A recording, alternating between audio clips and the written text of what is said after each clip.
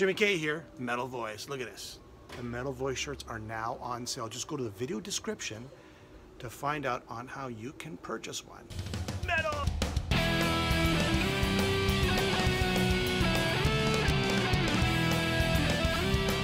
Welcome to the Metal Voice. Today on the show, oh yeah, the one, the only, legendary guitarist, Marty Friedman. What's going on, Marty? How you doing, Jimmy? Nice to meet you. One Bad MF Live. This was released on October 19th on Prosthetic Records. It's a live album. I mean, right off the bat, Marty, what differentiates this live album off all the other albums, the live albums that are being released in the last few years?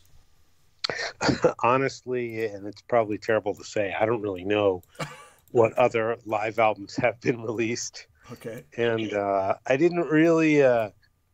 usually when you make an album and you master an album, you bring in records that you think sound good for the mastering engineers to kind of A-B them, you know, and make it sound like this, or make the bass drum sounds like that, or make the low end sound like this. And this time I didn't have anything because I really, maybe you can tell me some of the latest live albums that have come out, but I really don't have anything to line it up against. I just wanted it to feel like what it feels like at the show, and get the most realistic representation of what it feels like from the stage.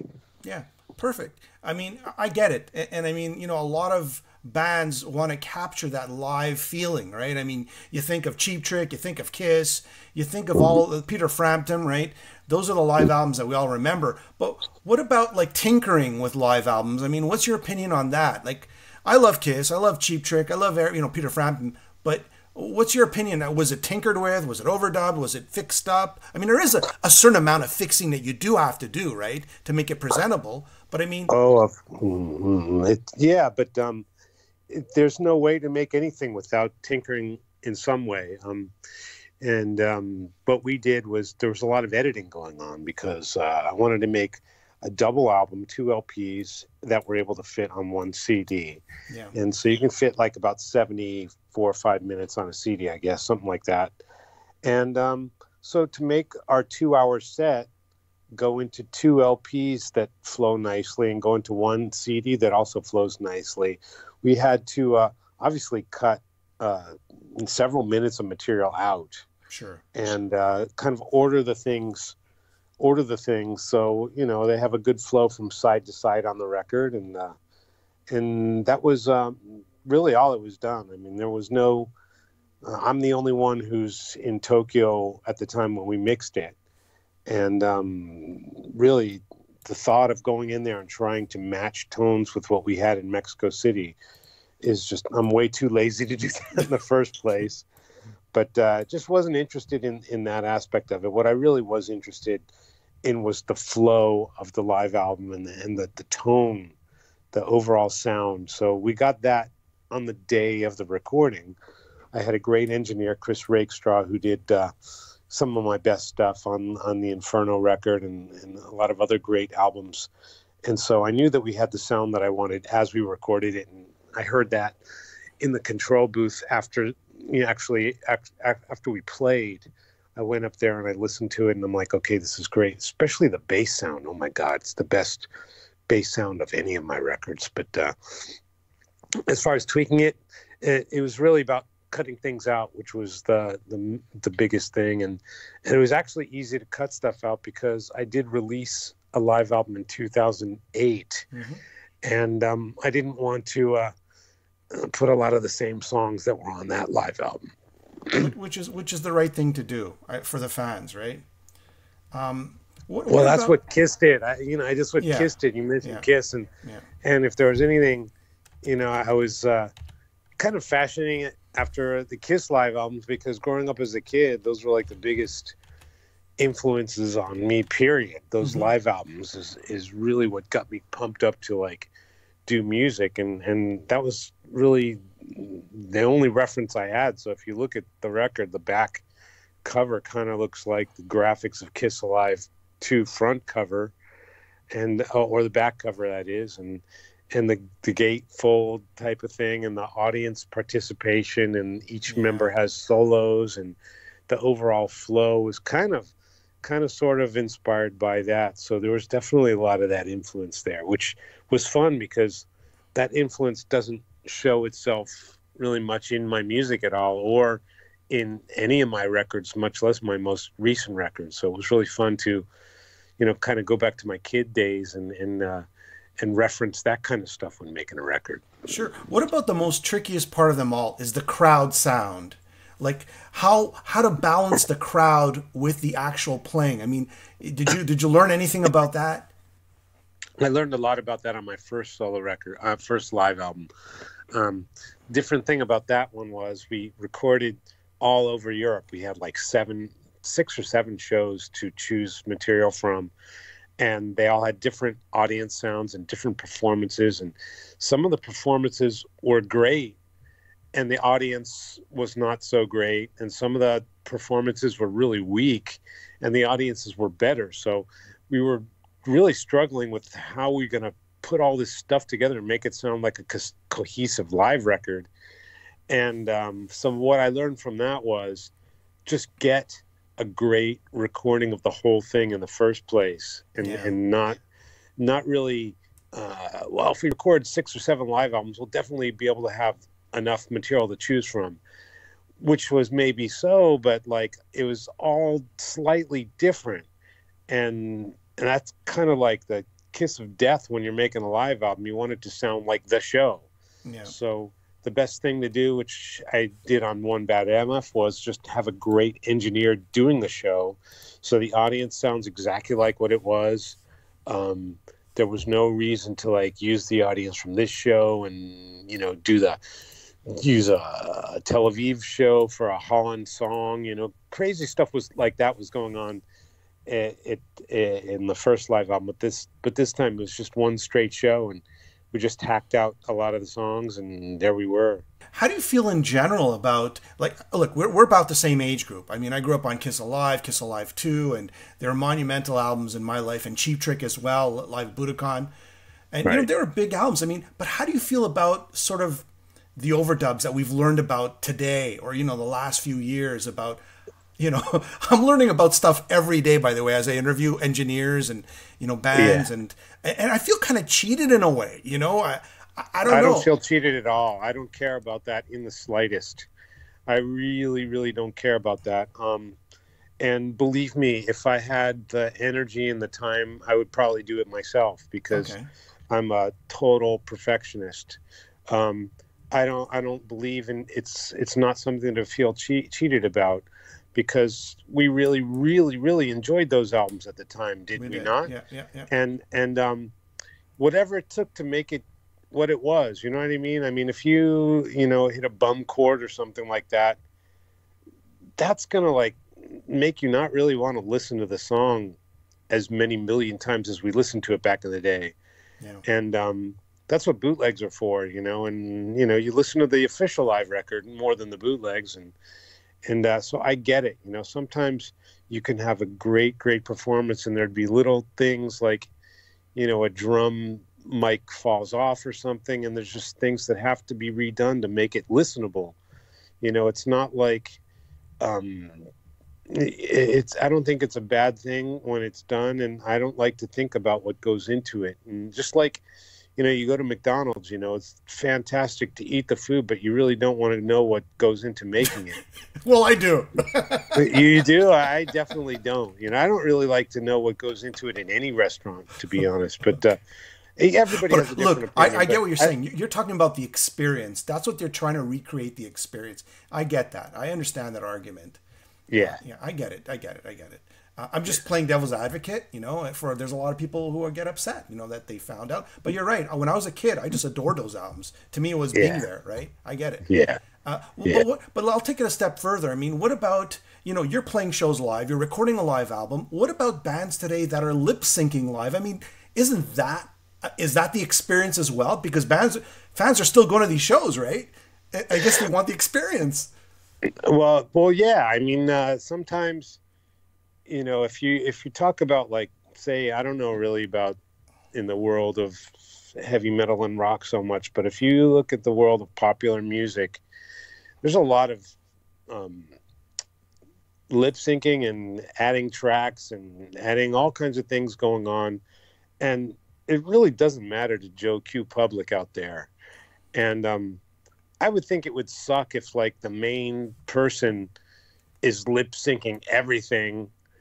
And yeah, I don't know if that ever happens anywhere, but any kind of major league professional show of any kind, you know, that's why people wear ear monitors, because they're running things to a click and they're sequencing things, and it's just all part of the show.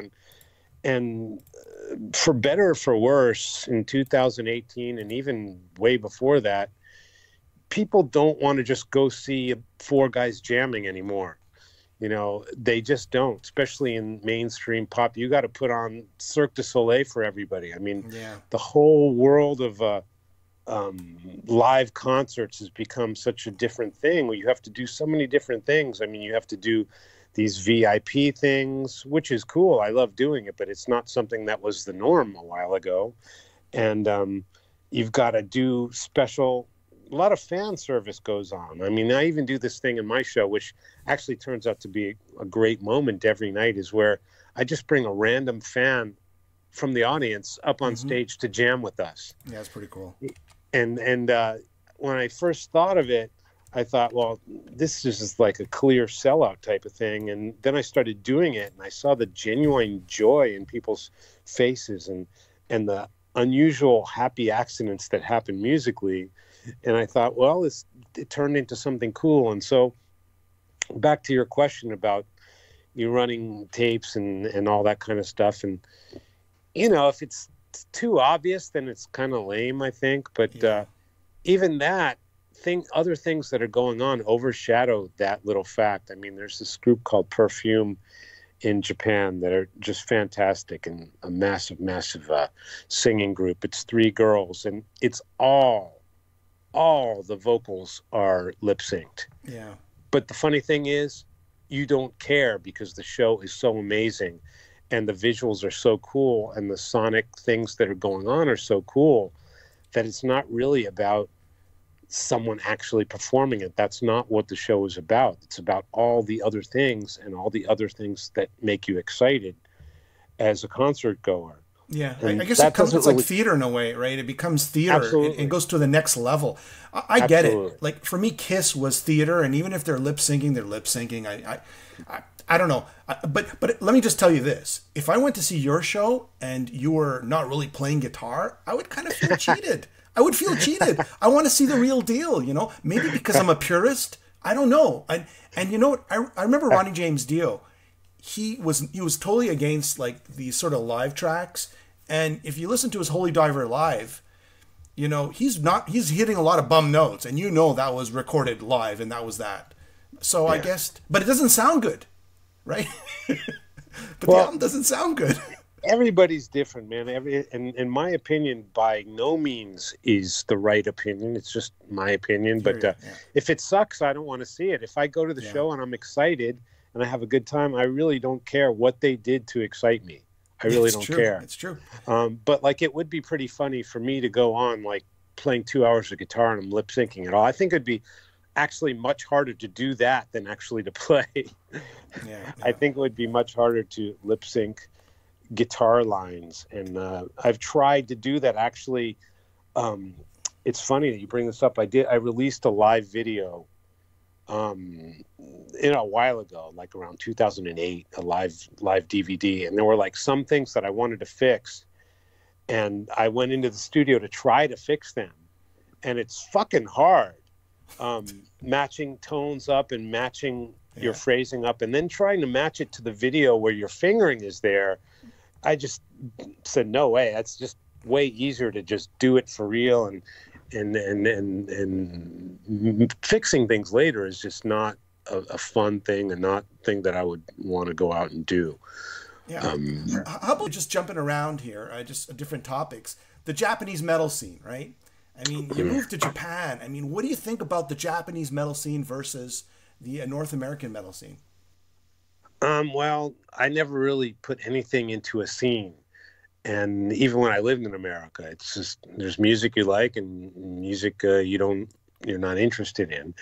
And so in Japan, uh, from my experience and being in the music business here for over 15 years and all that, I would say that there's not so much a metal genre scene as there's just a massive, massive music scene, and metal rears its head within that music scene. And even in types of music that are not considered metal, the sound of metal is what you hear, but it's a different genre completely.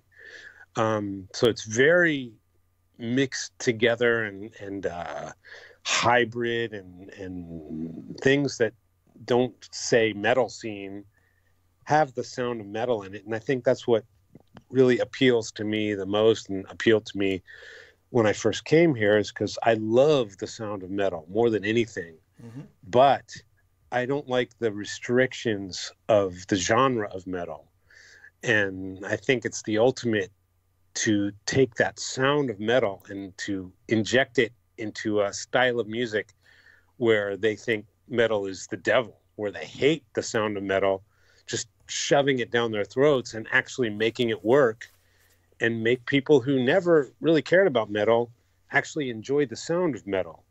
So And like, that's kind of is it been like baby what metal? I Is that what do. you're referring to? Like something like that? Like where they're just Something integrating like everything? that, Yeah. and something like that, but something way more pop. I mean, I've done a lot of work with this group called Momoito Clover, and it's by no means a metal unit at all. But when I do stuff with them, my stuff is really intense guitar metal type of sounding type of thing. So those kind of what's the word? The contrast and the collaboration of contrasting things really turns me on, and kind of makes me think that metal has a future. You know, if Okay, you cool. Yeah.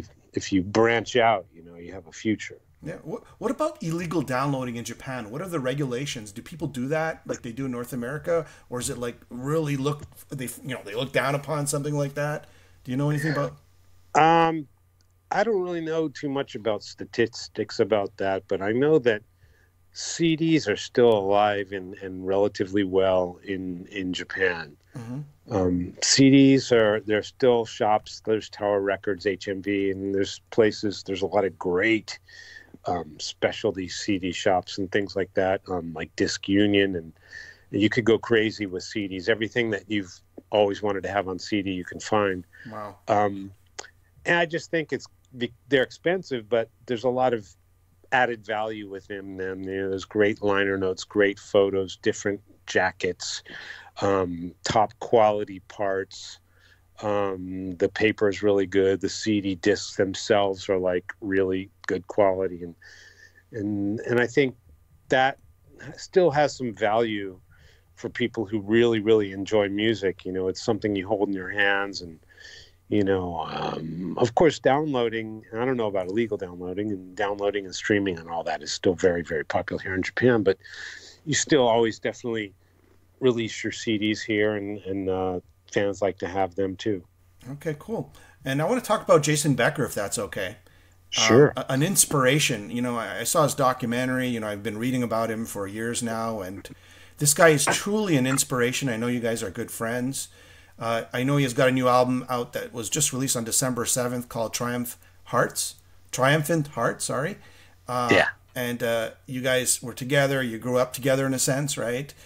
Sure. You played guitar together. I mean, do you have any sort of how's he doing? How's the album doing? Any sort of information about Jason and his condition? And Well, his condition is absolutely unbelievable,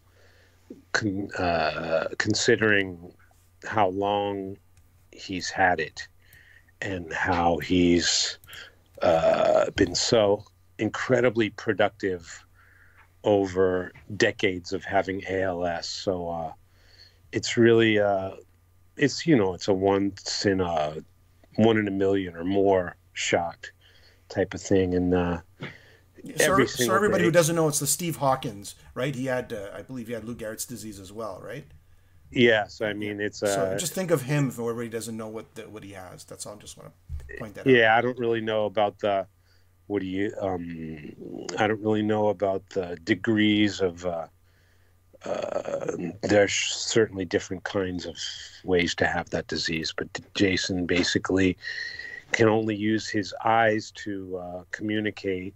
And if you watch the movie Not Dead Yet, which is a documentary about Jason, you'll see exactly what's going on. But his process of making music is just mind-boggling. But I would still like to take the topic away from his illness, and I think that people should discover his music completely on that music's face value and not think, wow, it's really cool that he did this with ALS.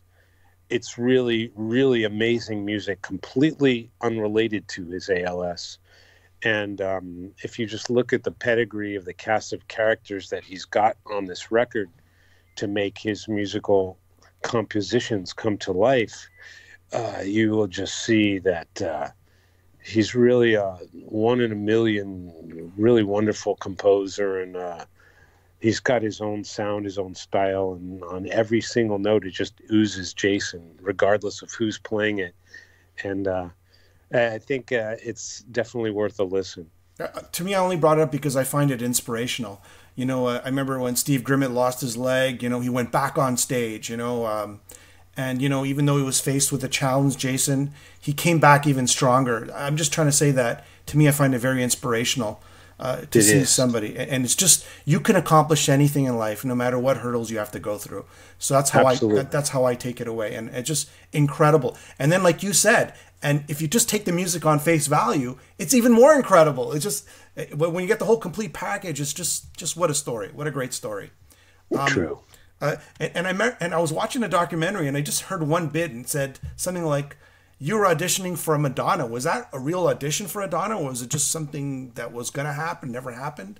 It was going to happen the same week that I auditioned for Megadeth. So it obviously didn't happen. I mean, I would have played with Madonna in a heartbeat. Okay. At that time, I was really borderline homeless. I was living with various chicks and stuff like that. Okay. Typical Hollywood sponger type of dude, and really nothing to be proud of. But that's just the way it was back then. And I always liked Madonna. And actually, Madonna has a great guitar player now. Guy named Monty Pittman, and this dude is full metal, you know, and he's an excellent guitarist. So a lot of great guys out there, man. Yeah, playing but I mean, in places where you wouldn't expect. Sure, but I mean, was it something like they said they called you in for an audition, or your manager, or your agent, or? Oh, I didn't have any of that stuff back then. I mean, it was. I'm sure How did they know it was. About you? It wasn't that they knew about me. It was I knew about the audition. It was like a casting call thing. Okay. And I lived in Hollywood, so like I definitely had my ears to the ground about any single thing that was going on. And I'm sure I heard about other things that I don't remember now. But okay. I was always trying to move into some kind of band situation back then, and trying every possible thing. So, you know, Madonna was, when I heard about that, and usually the bands or artists would do auditions and rehearsals in the area where I lived. I lived right downtown in Hollywood, so word would spread around about those type of things, and so that's how it was. So you're playing like to sneak in or something? No, you don't have to sneak in. You just I called whoever you call. Okay. You know, you and they say, come in, come in on the weekend or whenever the audition was. And, cool. And that's how it worked. All right. So you're a big fan of Riot, apparently. Yeah, dude, you really hit a home run, man. I'm more interested in talking about that than my own stuff, to be honest with you.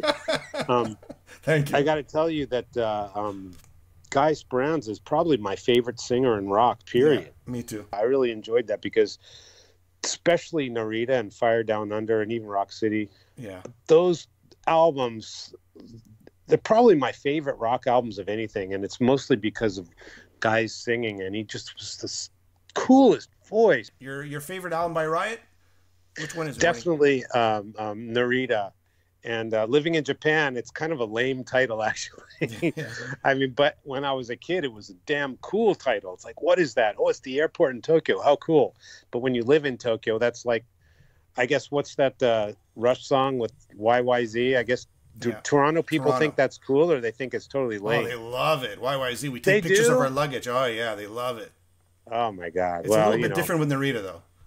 It's Narita, yeah. But as a kid, I still listen to that record to get pumped before shows. Cool. I just love Guy Speranza's voice. Everything about that record is just, you know, I'm not a nostalgic guy. I don't really do a whole lot of things to bring back memories. And that record, even though it does bring back some fantastic memories, I can still listen to it like right now, and I'm like, yes, let's go and kill everybody in the audience. Let's go kick ass. Let's go, you know, all that rock spirit, that the reason why I started to play just oozes out of that record. And I just love it even now.